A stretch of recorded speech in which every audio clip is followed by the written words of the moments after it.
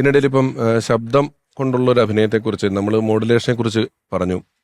ലളിത ചേച്ചി ആ ഒരു മേഖലയിലും വലിയ അത്ഭുതമാണ്. ഇപ്പം ആരവ് എന്ന് പറയുന്ന സിനിമയെ പറ്റി പറഞ്ഞുകൊണ്ട് പറയണം, എനിക്ക് തോന്നുന്നത് അതിന് തൊട്ടു പുറകെ തകര എന്ന് പറയുന്ന സിനിമ വരുന്ന സമയത്ത് അതിലെ അന്നത്തെ നായികയ്ക്ക് ഡബ് ചെയ്തത് ലളിത ചേച്ചിയാണ്.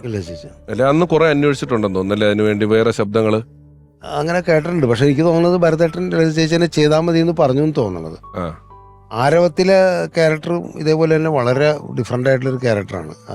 പ്രതാപോത്തൻ ചെയ്തൊരു ക്യാരക്ടറുണ്ട് കൊക്കരക്കോ എന്ന് പറഞ്ഞിട്ട്. കൊക്കരക്കോന്റെ പെയറായിട്ടാണ് ലളിത ചേച്ചി അഭിനയിച്ചതെന്നുള്ളതാണ്. ഒരു ഭയങ്കര ഗ്രാമീണ ഇതുള്ള അതാണ് ആരവം എന്ന് പറഞ്ഞ സിനിമ. അതിനുശേഷമാണ് തകര. മുക്കുറ്റി തിരുതാളിയൊക്കെ അത് തന്നെ മെയിൻ റോൾ അഭിനയിച്ച പടമാണ് അത്. അല്ലെ പറയണം. അപ്പൊ ആ കാലത്ത് തന്നെ ചേച്ചി വളരെ ഡിഫറെൻ്റ് ആയിട്ടുള്ള കഥാപാത്രങ്ങളെ അവതരിപ്പിച്ചിട്ടുണ്ട്, ഡബ് ചെയ്തിട്ടുണ്ട്. ഈ ശബ്ദത്തിന്റെ കാര്യം പറയുമ്പോൾ നമുക്ക് ചേച്ചിയെ കുറിച്ച് പറയാതിരിക്കാൻ പറ്റാത്തൊരു ഓർമ്മയുണ്ടല്ലോ, നമുക്ക് എല്ലാവർക്കും ഉണ്ടല്ലോ, മതിലുകൾ എന്ന് പറയുന്ന സിനിമ. നാരായണി. അപ്പോൾ ബഷീറിന്റെ മതിലുകൾ വായിച്ച് ഞങ്ങളൊക്കെ അത് വായിച്ചിട്ടുള്ള ആൾക്കാരാണ്. വായിച്ചിട്ടാണ് നമ്മൾ സിനിമ കാണാൻ പോകുന്നത്. അപ്പോൾ KPS ലളിത ഡബ് ചെയ്തു എന്ന് കേട്ടപ്പോൾ തന്നെ എനിക്ക് ആദ്യം ഒരു സംശയം ഉണ്ടായിരുന്നു. കാരണം ലളിത ചേച്ചിയുടെ അപ്പുറത്ത് നമ്മുടെ മനസ്സിൽ വരികയല്ലേ, വിഷ്വൽ വരികയല്ലേ. അപ്പോൾ മതിലിന്റെ അപ്പുറത്ത് ലളിത ചേച്ചിനെ കാണുമ്പോൾ മുഖം കാണാത്ത ഒരു പെണ്ണ് എന്നുള്ള ഒരു സങ്കല്പമാണല്ലോ ബഷീർ എഴുതി വെച്ചിരിക്കുന്നത്. ഈ പറഞ്ഞ മാതിരി മമ്മൂട്ടി അഭിനയിച്ച ബഷീർ. മതിലിനപ്പുറത്താണ് മറ്റൊരു ജയിൽ തടവ് പുള്ളി ഉള്ളത്, ഇപ്പുറത്താണ് മമ്മൂട്ടി ഉള്ളത്. അപ്പം ഇവര് തമ്മിൽ മുഖം കാണാതെയാണ് കഥയിലും സംസാരിച്ചിട്ടുള്ളത്. അത് ആ സിനിമയിൽ KPS ലളിത അഭിനയിച്ചിട്ടേ ഇല്ല, അവരെ മുഖം വരുന്നേ ഇല്ല. അങ്ങനെ തന്നെയാണ് വൈക്കം ബഷീറിന്റെ കഥയിലുള്ളത്. ആ കഥയിലും നാരായണിയുടെ മുഖം അറിയുന്നില്ല, ഈ ബഷീർ കാണുന്നില്ല, അറിയുന്നില്ല, സങ്കല്പിക്കുകയാണ്. അതിസുന്ദരിയായ ഒരു സ്ത്രീയെ സങ്കല്പിച്ചിട്ടാണ് ബഷീർ ആ കഥ എഴുതിയിട്ടുള്ളത്.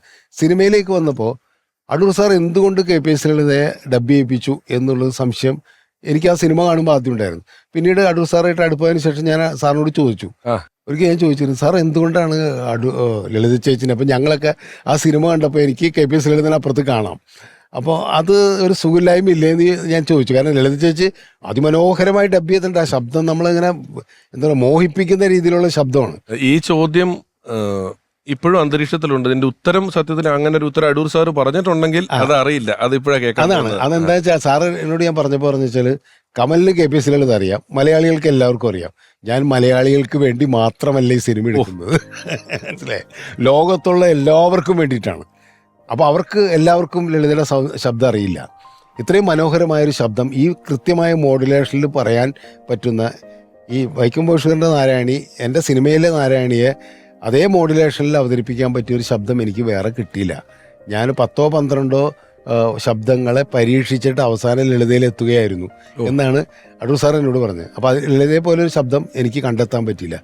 പിന്നെ സാറൊരു കാര്യം കൂടി പറഞ്ഞു, ഇത് ഇൻ്റർനാഷണൽ വേദികളിലൊക്കെ ഒരുപാട് സ്ഥലത്ത് ഈ മതിലുകൾ പ്രദർശിപ്പിച്ചല്ലോ, അവിടെയൊക്കെ തന്നെ വിദേശത്ത് നിന്ന് സിനിമ കണ്ട ആൾക്കാരൊക്കെ പറഞ്ഞത് ഈ ശബ്ദം വല്ലാതെ നമ്മൾ വശീകരിക്കുന്നു എന്ന് പറഞ്ഞു.